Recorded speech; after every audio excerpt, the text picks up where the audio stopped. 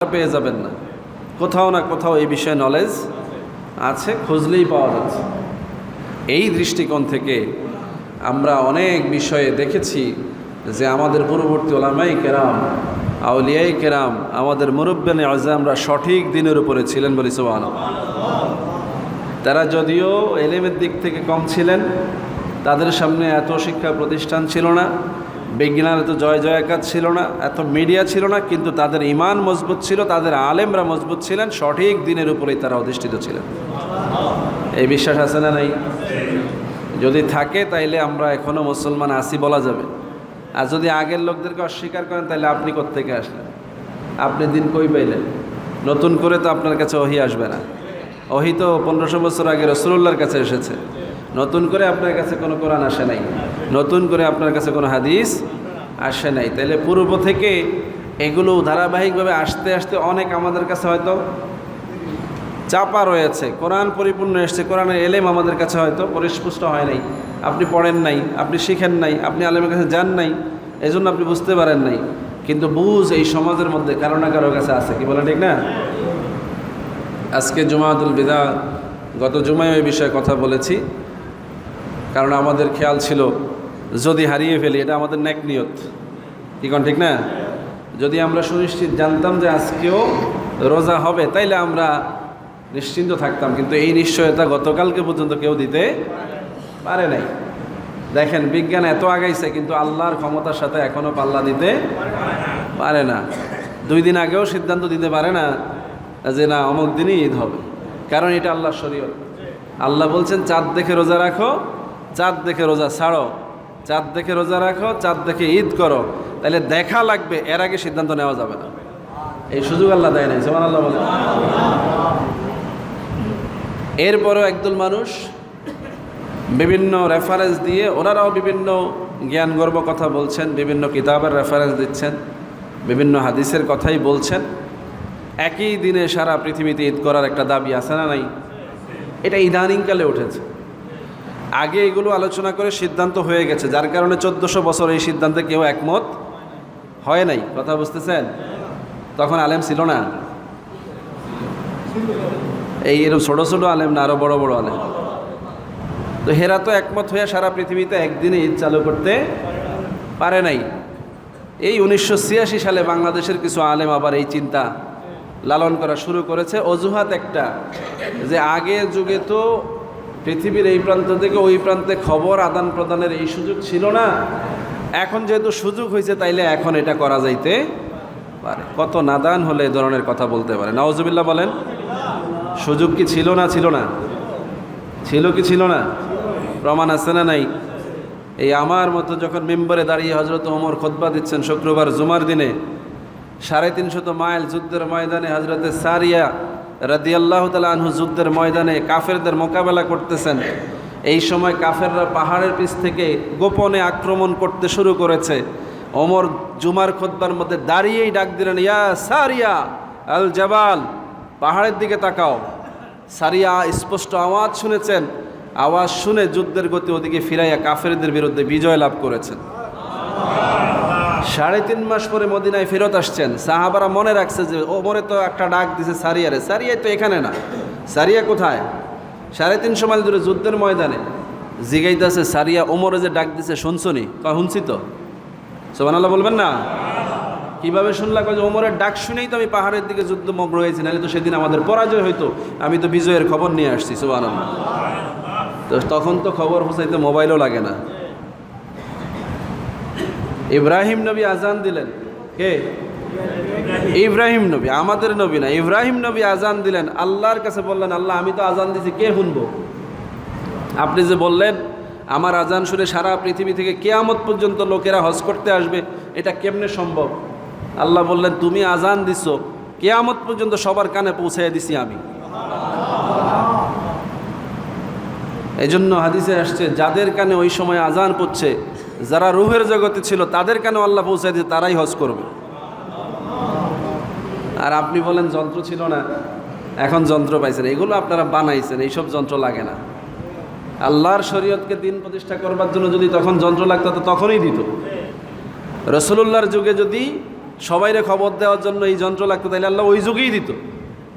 কারণ রসুল্লাহর যুগ ছিল সবচাইতে শ্রেষ্ঠ যুগ। কি বলেন ঠিক কিনা? রসুল্লাহ ছিলেন সবচাইতে শ্রেষ্ঠ বিজ্ঞানী, আল্লাহর কোরআন ছিল বিজ্ঞানের সর্বশ্রেষ্ঠ মহাগ্রন্থ, বলি সুবহানাল্লাহ। এইসব অজুহাতে সারা পৃথিবীতে একই দিনে ঈদ কায়েম করা সম্ভব নয়, বরং আপনি হাদিস থেকে নিতে হবে।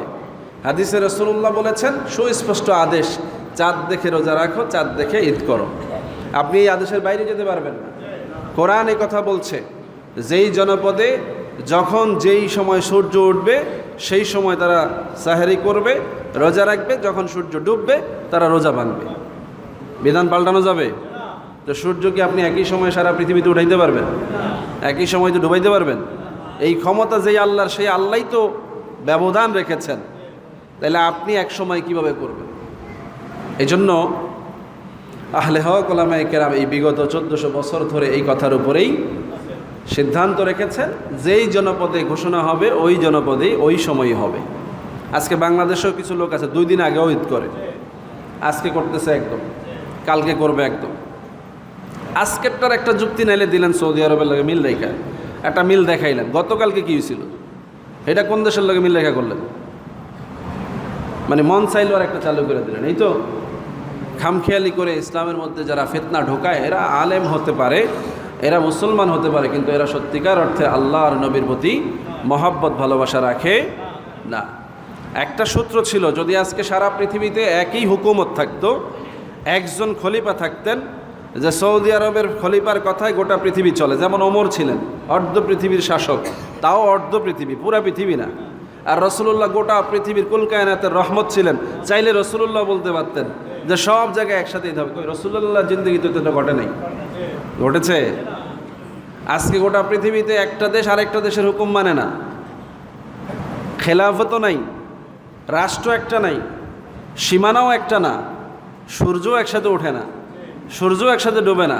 তো আপনি কিভাবে এখানে একই বিধান চালু করবেন, একই সময়ে কিভাবে করবেন? এটা অসম্ভব কাজ, এটা যুক্তি দিলেই হবে না।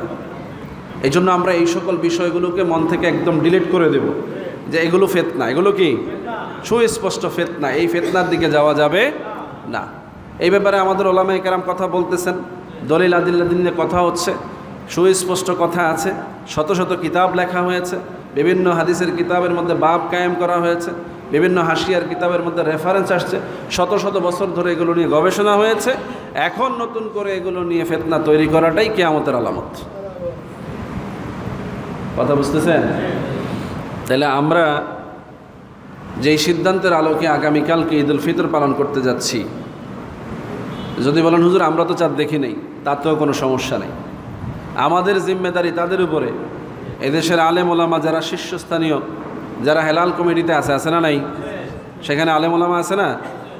আলেমদের সিদ্ধান্ত, ইসলাম ফাউন্ডেশনের সিদ্ধান্ত, এদেশের সংখ্যাগরিষ্ঠ 90% মুসলমানের প্রতিনিধিত্ব করে এই প্রত্যেকটা জেলা প্রশাসক, তাদের মতামত সব মিলাই একটা রেজাল্ট হচ্ছে, বাংলাদেশের কোথাও চাঁদ দেখা যায় নাই। কেউ যদি এসে বলতো যে না আমি দেখছি, 2-10 জনে বা 10টা জেলা থেকে যে বলতো যে আমাদের জেলায় দেখছে, তাইলে একটা কথা ছিল, এরকম কোনো দাবিও নাই। তাইলে আগামীকালকে ঈদুল ফিতরের যে সিদ্ধান্ত, এই ব্যাপারে আমাদের কোনো দ্বিমত নাই। আবার হিসাবও আমাদের সামনে ক্লিয়ার, রোজাও 30টা, রোজা কোনো 31 হচ্ছে না, রোজা 29ও হচ্ছে না, যে সন্দেহ হইতে পারে। কি বলেন ঠিক না? ইয়াউমুশ শক একটা কথা আছে মাসালার মধ্যে, ইয়াউমুশ শক হচ্ছে 29 তারিখ রোজা চলে গেলে 30 তারিখে রোজা হবে কি হবে না, এই দিনটাকে সন্দেহের দিন বলে। কিসের দিন বলে? যেমন আজকের রোজাটা আমাদের জন্য ছিল ইয়াউমুশ শকের রোজা, গতকালকে পর্যন্ত আমরা সন্দেহে ছিলাম যে আজকে রোজা হবে কি হবে না। এই সন্দেহ নিরসন করা হয়েছে, যেহেতু চাঁদ দেখা যায় নাই, সুতরাং 30 পূর্ণ করো, এটাই হাদিসের কায়দা, এটাই ইসলামের রীতি। যদি 29 ইয়াউমুশ শক হয়, তাহলে তোমরা 30 পূর্ণ করো। সুবহানাল্লাহ। সেই দিক থেকেও আমাদের মাসালা আপডেট, আলহামদুলিল্লাহ বলেন। সম্মানিত হাজিরিন, সেই কারণে এই মাহে রমজানে আমরা একাধিক জুমা পেয়েছি, বরকতময় এই মাহে রমজান আল্লাহ রাব্বুল আলামিন আমাদেরকে বরকতময় করে দিক, সকলে বলে আমিন। যারা অন্যভাবে উদযাপন করছে তাদের জন্য আমাদের দোয়া থাকবে, আল্লাহ রাব্বুল আলামিন যেন তাদেরকে মাফ করে দেয়। কি কন? আমিন তো কন নাই? মায়া লাগে না? তারাও তো মুসলমান, যদি তারা ভুলের উপরে থাকে তাদেরকে আল্লাহ মাফ করে দেখ। এই দোয়ার দ্বারা যদি আমরা ভুল করি তাহলে আমাদেরকেও আল্লাহ মাফ করবে, কিন্তু আমাদের ভুলের পক্ষে প্রমাণ কম, কি কন? তাদের ভুলের পক্ষে প্রমাণ বেশি। তো ভুল বলছি না, যেহেতু আজকে আপনি বলবেন সৌদি আরব তো হচ্ছে, সেটা কি ভুল কিনা? তাদের দেশে এটা ঠিক, তাদের দেশে ঠিক, এরকম যারা যারা করতেছে তাদের দেশে ঠিক, কিন্তু বাংলাদেশে ঠিক না। তাহলে আমরা বাদ কেন? আমরা কি অন্য দেশে থাকি নাকি? এখান থেকে এই মুন্সিরাতেন বাগাদি কদ্দুর, এত ধারে কি সান উল্টে যায়নি? কি কন? আমার কথা বুঝেন নাই?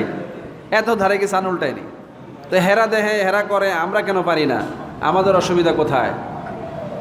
কারণ হচ্ছে এলেমের কতগুলো মার্কাজ আছে।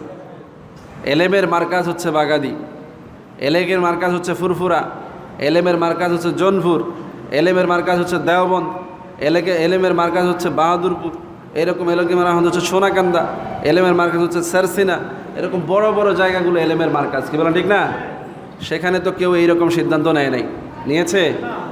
তাইলে আমরা আমাদের জায়গাতে আহলে হক শীর্ষস্থানীয় ওলামায়ে কেরামের সাথে আছি, এই ব্যাপারে আমাদের আত্মবিশ্বাস মজবুত, আলহামদুলিল্লাহ বলেন।